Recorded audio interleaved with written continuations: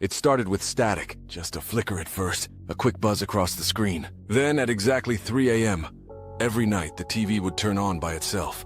No channels, no sound, just static. And buried inside the white noise, a whisper. One night, I leaned in close to listen, and I swear I heard my own voice whisper back, "Let me out."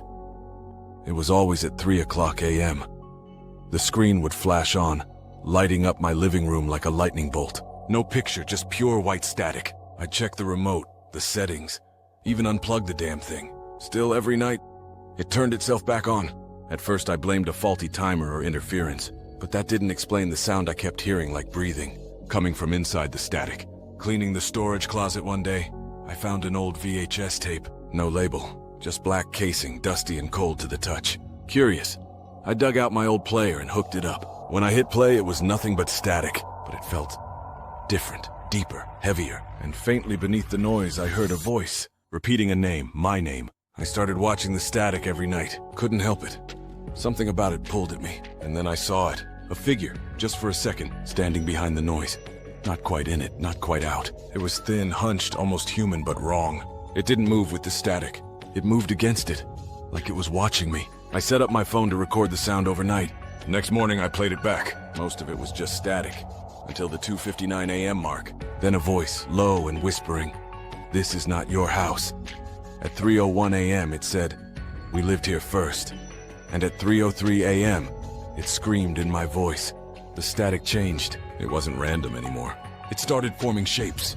I saw outlines, faces pressed to the glass, mouths open, eyes hollow. One of them looked like my dad, but my dad died 2 years ago. When I said his name aloud, the screen blinked 3 times. Then the image vanished. One night I fell asleep in front of the screen. When I woke up, I saw something impossible. A door on the screen. Not a program, not a trick. A literal door slowly creaking open. Inside, a room filled with static. But I could see shapes moving in there. Pacing, crawling. One of them walked up to the camera and pressed a hand against the inside of the screen. A human hand. And then it knocked. It wasn't just the TV anymore. My laptop, my phone, even the microwave's digital clock. Static. Flickering. Words flashing for half a second. "Let us in!" One night, I unplugged everything. Every screen, every outlet. Still, at 3 a.m., my bedroom wall lit up with a glow. Like a projector from inside the house. I saw myself in the static. At first, I thought it was a delayed reflection, but it moved before I did. It raised its hand a second early, smiled a moment too long. Then it stopped mimicking me completely. It stood there, grinning, and wrote something in the air between us. "You were never the first."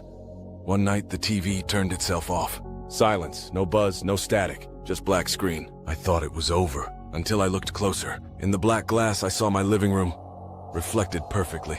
But I wasn't there. Someone else was, sitting where I sat, smiling where I should have been, watching me through the screen. I heard footsteps one night, soft, barefoot, coming from the living room. I grabbed a flashlight and crept down. The TV was on again, static louder than ever. And standing in front of it, me, back turned, head twitching slightly. When I whispered, "Hello?" it slowly turned around, and I swear it looked sad. Before it faded into the screen, the next day my neighbors asked me about the show I was watching late at night. I hadn't told anyone about the static, but they said they saw flashes coming from my window, and they swore they heard voices through the walls. It's almost ready. That night I sat in front of the screen again, and it greeted me. The static formed lips, thin and twitching. They didn't speak, they mouthed. "We're live." I flipped through channels one night. Everything was normal, until I hit channel 66. I never had that channel, just static at first.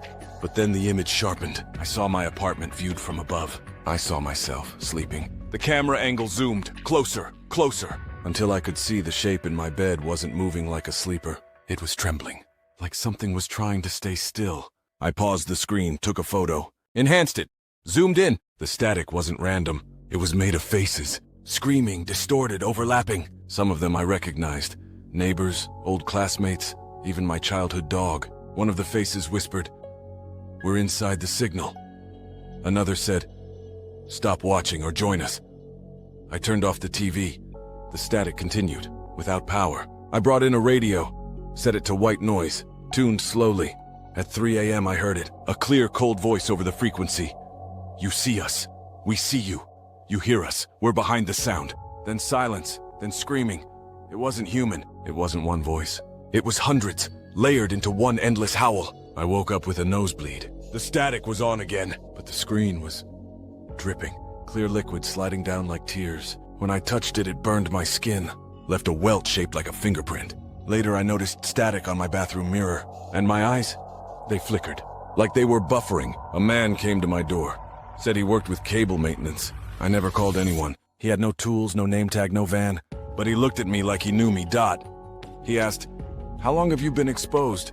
I asked what he meant. He just handed me a small black card. It had one sentence written in raised letters. "Static is not absence, it's presence."